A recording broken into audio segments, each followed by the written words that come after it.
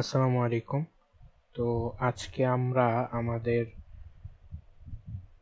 IP industrial and production engineering এইটার যে আমাদের বেসিক কোর্স যেটা আমাদের ওয়ানে সবারই পড়া লাগে, সেটা হচ্ছে introduction to industrial and production engineering.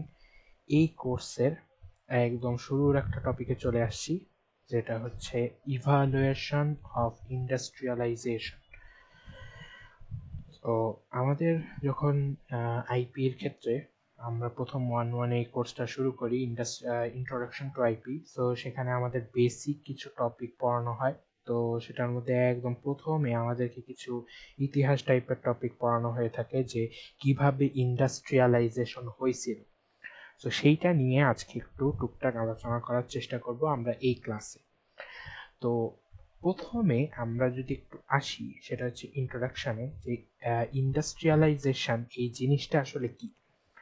তো এখানে এই যে যেটা বলছে, যে industrialization is the process by which societies shift from manual labour and agriculture based economies to machine based manufacturing and technological innovation. অর্থাৎ আমরা যদি এক কথায় বলি যে ইন্ডাস্ট্রিয়ালাইজেশন আসলে কি, ইন্ডাস্ট্রিয়ালাইজেশন হচ্ছে আমরা যেটাকে বলি যে শিল্প বিপ্লব। অর্থাৎ আমরা এমন একটা সমাজ যেখানে ছিল যে আমরা এককালে কৃষি ভিত্তিক সমাজ, কিংবা আমরা হচ্ছে হস্তচালিত জিনিসপাতি। অর্থাৎ দেখা যেত যে আমরা আম, যখন কৃষি কাজ করি তখন হচ্ছে আহ, ওই হাল চাষ করে হচ্ছে, যেমন গবাদি পশু দিয়ে কি করব জমি চাষ করতাম। তো এগুলো হচ্ছে আমার ম্যানুয়াল লেবারের অন্তর্ভুক্ত। দেখা যেত যে সেলাই হচ্ছে আমরা হাতে করতাম। তো এগুলো হচ্ছে আমার ম্যানুয়াল লেবার।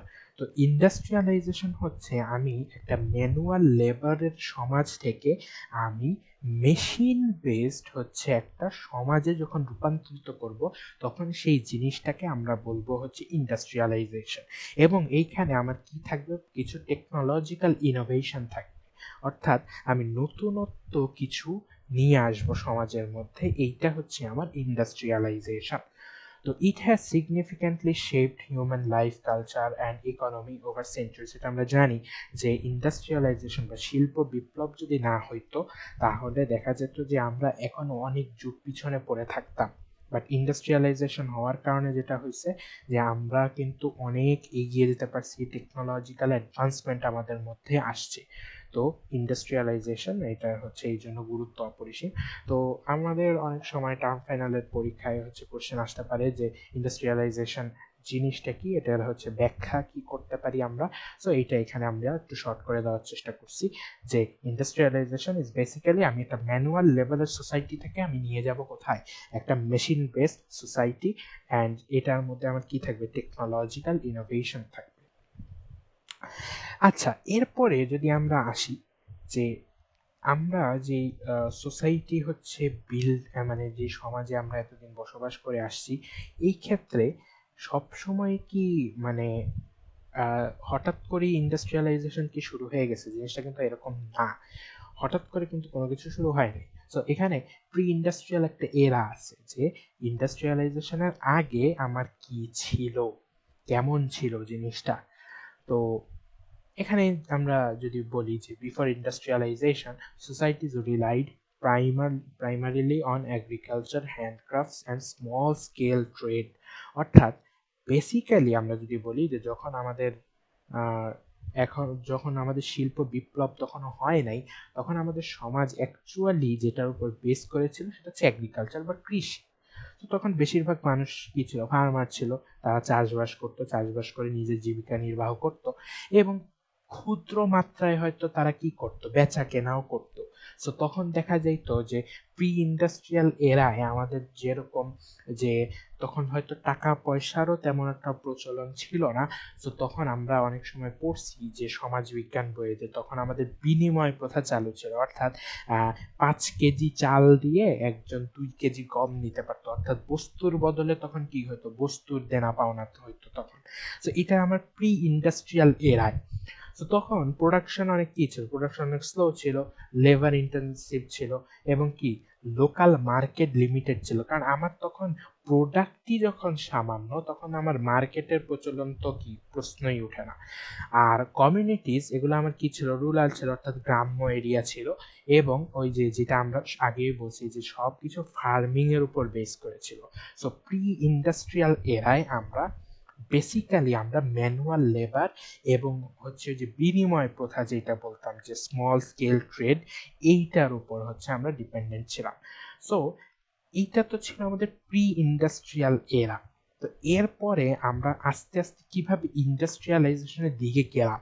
তো বেসিক্যালি যদি আমরা বলি যে ইন্ডাস্ট্রিয়ালাইজেশন জিনিসটা কিন্তু একদিনে হয় না।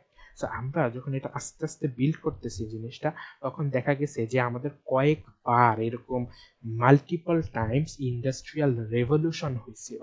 সো সেই রেভলিউশনগুলা আমরা আস্তে আস্তে দেখব। সো প্রথম আমরা যদি বলি যে ফার্স্ট আমাদের ইন্ডাস্ট্রিয়াল রেভলিউশন, প্রথম শিল্প বিপ্লব যেটাকে আমরা বলি, এইটা কখন হয়েছিল? এটা হচ্ছে 18শো শতাব্দী থেকে 19 শতাব্দী এর মধ্যে। তো এটার এই টাইমে আমার কি হয়েছিল, এই টাইমে প্রথম আমাদের যেটা আবিষ্কার হয়েছিল সেটা হচ্ছে স্টিম ইঞ্জিন। স্টিম ইঞ্জিন কি? এটা হচ্ছে এমন একটা যন্ত্র যেটা হচ্ছে বাষ্প দিয়ে চলতো। তারপরে আমাদের মেকানাইজড হচ্ছে টেক্সটাইল প্রোডাকশন, অর্থাৎ আমরা এই যে কাপড় বা বস্ত্র যেটাকে বলি, সেইটা আমাদের উৎপাদনের ক্ষেত্রে কিছু মেশিনের ইউজ আমাদের শুরু হয়েছে প্রথম। এরপরে হচ্ছে আয়রন প্রোডাকশন হয়েছে, অর্থাৎ আয়রন আমরা যেটাকে বলি লোহা। সো লোহার মাধ্যমে আমাদের কি হয়েছে বলতো, বিভিন্ন হচ্ছে এখানে আমাদের শিল্প বিপ্লবের একটা পার্ট আমরা বলতে পারি আয়রন। আর যখন আমাদের এই যে মেশিন যখন তৈরি করা শুরু হয়েছে, তখন হচ্ছে মানুষের জীবনযাত্রার মানও বাড়ছে। তো জীবনযাত্রার মান যখন বাড়বে, তখন দেখা গেছে কি মানুষজন গ্রাম অঞ্চল থেকে আস্তে আস্তে মুভ করা শুরু করছে শহর অঞ্চলের দিকে। সো মানুষজনের কি হয়েছে, এখানে একটা ট্রানজিশন হয়েছে মানুষজনের জীবনযাত্রা, এবং এখানে আমাদের ট্রান্সপোর্টেশনও কিছুটা সহজ হয়েছে। তো এরপরে যদি আমরা আসি সেকেন্ড ইন্ডাস্ট্রিয়াল রেভলিউশন, সো প্রথমটা আমার কাছে 1800 শতাব্দী থেকে 1900 শতাব্দী পর্যন্ত। তো 19 শতাব্দী, 18 শতাব্দী থেকে 19 শতাব্দীর মধ্যে। এরপরে 19 থেকে 20-এর মধ্যে আমার দ্বিতীয় শিল্প বিপ্লব হয়েছে। তখন আমার কি হয়েছে, তখন আমার অ্যাকচুয়ালি ইলেকট্রিসিটি মানুষজন আবিষ্কার করছে, স্টিলের কাজ শুরু হয়েছে, ম্যাস প্রোডাকশন টেকনিক মানুষজন শিখছে, তারপরে কি ফ্যাক্টরি আমার যেগুলো ছিল সেগুলো আস্তে আস্তে বড় হয়েছে, এবং যখন আমার ফ্যাক্টরি বড় হয়েছে, ম্যান পাওয়ারও বাড়ছে, তখন আমার কি হয়েছে, গুডস যেগুলো অর্থাৎ প্রোডাক্ট যেগুলো, সেগুলো আমার কি হয়েছে, উন্নত মানের হয়েছে। সো এইভাবে আমার আস্তে আস্তে ইনোভেশন হয়েছে। তো আমরা এইভাবে বেসিক্যালি 4টা হচ্ছে ইন্ডাস্ট্রিয়াল রেভলিউশনে আমরা ভাগ করতে পারি। সো থার্ডটাতে আমাদের কি হয়েছে, থার্ডটাতে যদি আমরা বলি যে 20 শতাব্দীর হচ্ছে কি হয়েছে, মাঝামাঝি সময় হয়েছে থার্ড আমার ইন্ডাস্ট্রিয়াল রেভলিউশন। তখন আমার কি হয়েছে, অটোমেশন শুরু হয়েছে, ইলেকট্রনিক্স এন্ড কম্পিউটার তখন আবিষ্কার হয়েছে, এবং আমাদের ইন্ডাস্ট্রি তখন কি হয়েছে, যখন অটোমেশন হয়েছে তখন দেখা গেছে যে কাজকর্ম মোর ইফিসিয়েন্ট হয়ে গেছে। তো মানুষজন কি করছে বলতো, আস্তে আস্তে আস্তে আস্তে আমার কি, তখন আমার প্রোডাকশনের মান বাড়ছে।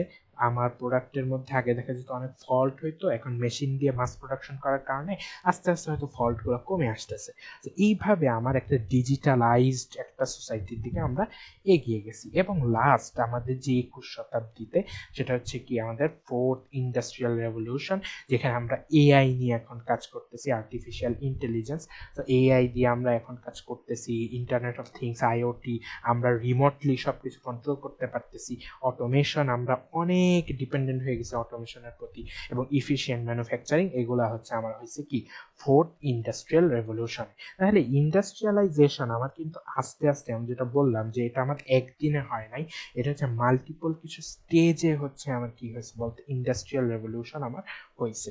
সো আমরা এটাকে 4টা ভাগে ভাগ করতে পারি। সো প্রথমে আমরা যখন হচ্ছে স্টিম ইঞ্জিন যখন আবিষ্কার হয়, এটার পরে আমরা আস্তে আস্তে কি করলাম, ইলেকট্রিসিটি, আয়রন আবিষ্কার করলাম, তারপরে আমরা আস্তে আস্তে অটোমেশনের দিকে গেলাম, লাস্টে আমরা এআই এবং আইওটি নিয়ে কাজ করা শুরু করলাম। আচ্ছা, এখন যখন আমার ইন্ডাস্ট্রিয়ালাইজেশন হইছে, তখন সোসাইটির উপর এটা কেমন ভাবে ইফেক্ট করছে, এটা একটা কোশ্চেন।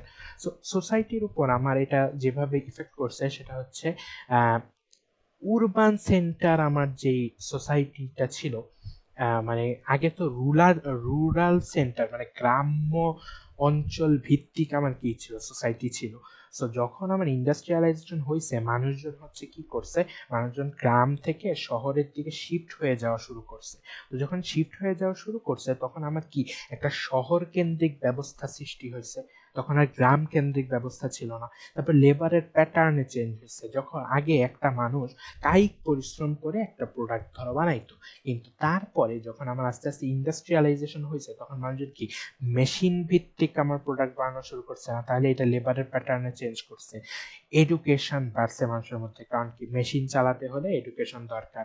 ফ্যামিলি লাইফের চেঞ্জ করছে, এবং আমরা যেটা বলি এক কথায় যে আমাদের জীবনযাত্রায় কি হয়েছে বলতো, একটা উন্নতি সাধন হয়েছে। এবং এখানে প্রত্যেকটা জিনিসের একটা পজিটিভ ইম্প্যাক্ট যেমন থাকে, একটা নেগেটিভ ইম্প্যাক্ট থাকে। তো ইন্ডাস্ট্রিয়ালাইজেশন যখন আমার হয়েছে, এখানে আমার কিছু নেগেটিভ ইম্প্যাক্টও আছে। যেমন কি আমার জিনিসগুলো ওভার ক্রাউডিং হয়ে গেছে না, যখন মানুষজন একটা জায়গায় শিফট হওয়া শুরু করছে, তখন দেখা গেছে কি মানুষজন আমার শহরাঞ্চলে হচ্ছে ওভার ক্রাউড হয়ে গেছে, অনেক ব্যস্ততম শহর হয়ে গেছে। লেবার এক্সপ্লয়টেশন হয়েছে, অর্থাৎ কি এক্সপ্লয়টেশন হচ্ছে আমার মিসইউজ, যেটাকে আমরা বলতে পারি যে শিশু শ্রম আমার শুরু হয়েছে। তারপর সোশ্যাল ইনইকুয়ালিটি শুরু হয়েছে, অর্থাৎ জীবনযাত্রার মানে কেউ বেশি ধনী হয়ে গেছে, কেউ গরিব হয়ে গেছে, শোষণের একটা কি বলবো মনোভাব চলে আসছে আমাদের মধ্যে। ইকোনমির ক্ষেত্রে কি হয়েছে, ইকোনমির ক্ষেত্রে অবশ্যই এটা ভালো, যেহেতু আমার ইন্ডাস্ট্রিয়ালাইজেশন আমার প্রোডাক্টের মান বাড়াইছে, ট্রেডের মান বাড়াইছে, এবং অনেক দ্রুত সময়ে আমরা ম্যানুফ্যাকচারিং করতে পারি। সো এটা আমার অবশ্যই কি করছে বলতো, গ্লোবাল মার্কেটে একটা ইফেক্ট ফেলছে, এবং ইকোনমিক্যালি এটাকে একটা ডাইনামিক চেঞ্জ আমরা বলতে পারি, অনেক অ্যাডভান্টেজ আমরা পাইছি। টেকনোলজিক্যাল অ্যাডভান্সমেন্ট, যখন আমার ইন্ডাস্ট্রি বাড়ছে, তখন অবভিয়াসলি আমার টেকনোলজিক্যাল অ্যাডভান্সমেন্টও বাড়ছে। সো এখানে আমার কি বলতে পারি, আমরা এআই ইন্টিগ্রেটেড জিনিসপাতি আবিষ্কার করছি, টেলিকমিউনিকেশন আমরা আবিষ্কার করছি, ইলেকট্রিসিটি হচ্ছে নিয়ে আমরা কাজ করতেছিলাম। সো এই সব কিছু মিলে আমার প্রোডাক্টিভিটি যখন বাড়ছে, তখন কি আমার ম্যানুয়াল লেবারটা কমে আসছে, এবং কি হয়েছে, মানুষের জীবনযাত্রা একটা ট্রান্সফর্ম হয়েছে। অর্থাৎ আগে মানুষজন যখন নিজের কায়িক পরিশ্রমের উপর ডিপেন্ড করতো, এখন মানুষজন ততটা মেশিনের উপর ডিপেন্ড করে। সো এরপরে আমরা যদি বলি যে গ্লোবাল স্প্রেড অফ ইন্ডাস্ট্রিয়ালাইজেশন, অর্থাৎ ইন্ডাস্ট্রিয়ালাইজেশন কি হয়েছে আমার গ্লোবালি, এটা একটা জায়গায় কিন্তু থেমে থাকে। অর্থাৎ ইন্ডাস্ট্রিয়ালাইজেশন শুরু হয়তো হয়েছে ইউরোপে, কিন্তু পরে হচ্ছে আমার আস্তে আস্তে কি এশিয়ায় আসছে, ল্যাটিন আমেরিকায় আসছে, এবং এইটা মানুষজনের কালচারেও কিন্তু চেঞ্জ আনছে।